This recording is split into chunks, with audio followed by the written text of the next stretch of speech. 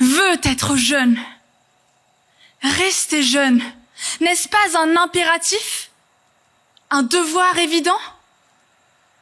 Comme si l'on voulait danser la valse à 1000 temps avec un corps de 20 ans. Immortel.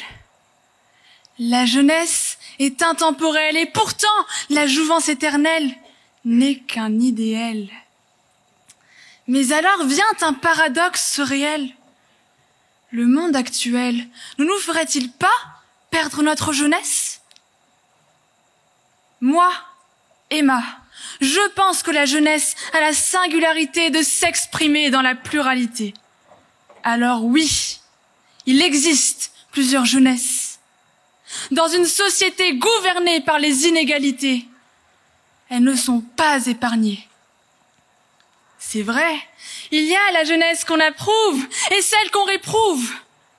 Celle qui vit en paix et celle qui est appelée et happée par la guerre. Celle qui porte des montres au quartier et celle à qui on fait pas de quartier. C'est difficile d'être jeune en 2024. Mais ça l'était déjà en 1980, me direz-vous, quand le monde venait d'essuyer 2 chocs pétroliers. La jeunesse la connaissait déjà, la crise économique. Sauf qu'en 2024, on est toujours en crise, avec en prime l'âge d'or du numérique, le réchauffement climatique. Et cerise sur le gâteau, la crise démocratique. Oui, les crises collent à la peau de la jeunesse. Elle est en détresse. Et pour le voir, plus besoin de cris ou de SOS. Mais, chut, soyons jeunes et taisons-nous. Avez-vous déjà entendu parler de la génération alpha? Vous savez, la génération de verre. Née dans l'ère du numérique, on espère que sa carrière va briser le plafond de verre. Mais elle est aussi fragile que le cristal. En revanche, on oublie souvent de mentionner une génération. Elle a connu la mutation, la contagion, les mesures de restriction. La génération Covid. Celle qu'on a enfermée. Non! Celle qui est restée à la maison pour sauver les personnes plus fragiles. Et aujourd'hui, on les voit, les effets secondaires, on le perçoit, ce manque d'air. Mais, chut, soyons jeunes et taisons-nous. Mais alors, sommes-nous vraiment prisonniers des fautes de nos aînés? Comme pour beaucoup d'entre vous, mes grands-parents sont tout pour moi. Dans ma culture, on les appelle Dada et Daddy, Nana et Nani. C'est vrai, ça les rajeunit. Quand je les regarde, je vois surtout 2 enfants qui ont grandi trop vite, qui ont toujours connu la précarité, mais qui n'ont jamais cessé de rêver. Tandis que d'autres prenaient l'ascenseur social, eux ont gravi des marches glaciales. En ouvrant la voie à leurs enfants, ils ont fabriqué un flambeau résistant aux intempéries de la vie. Ils leur ont promis un monde meilleur, non pas sans compromis. Mes grands-parents sont les Prométhées d'un autre temps, qui veillent sur la flamme d'antan.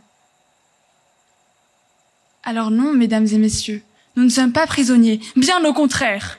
Et aujourd'hui, il est plus que temps de trouver des solutions à cette équation qu'est le conflit des générations.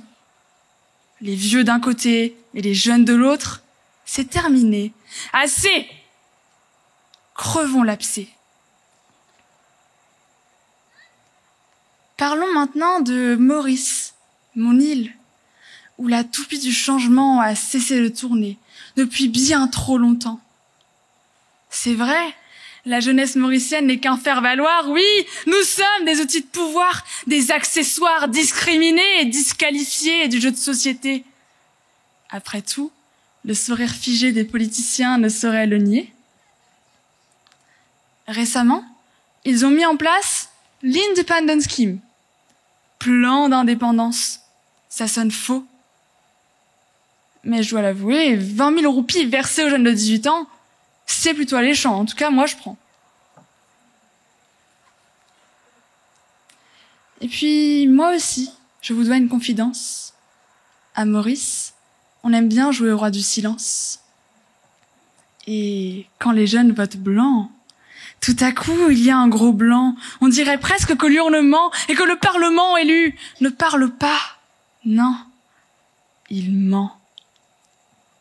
D'ailleurs, à la remise des prix de mon concours d'éloquence, on m'a félicité, certes. Mais au lieu de me dire « Sois toi-même », on m'a susurré « Sois patriotique ». Patriotique. Ils préfèrent qu'on porte l'emblème et non la plume dans l'œdème de nos problèmes. Et ça, voyez-vous, c'est un problème. Alors en ce jour d'indépendance, moi, Emma, j'ai choisi de ne pas être patriotique. Mesdames et messieurs, il est plus que temps de briser les écrans des faux-semblants, de sortir de cette torpeur, car nous ne sommes pas de simples téléspectateurs, mais les acteurs d'un monde meilleur. C'est en ce sens que je pense que la confiance sera l'essence de notre renaissance. Ainsi, elle nous permettra de transformer l'éco-anxiété en éco-lucidité. Mieux encore, de remplacer les chambres noires par les chambres du futur, dans lesquelles ne seront pas juste écoutés, mais entendus. Et nous pourrons enfin signer le nouveau contrat social, celui de l'éco-conscience.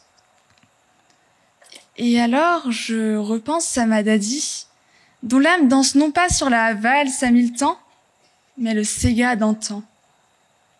Elle m'a appris que la jeunesse n'était pas une tranche d'âge, car elle transcende les âges. Après tout, les jeunes n'ont pas le monopole de la jeunesse. J'espère que vous connaîtrez cette transe qu'est l'éloquence, qu'elle vous apprendra à faire germer les graines de la conscience, et qui sait, à cultiver l'espérance. Alors merci.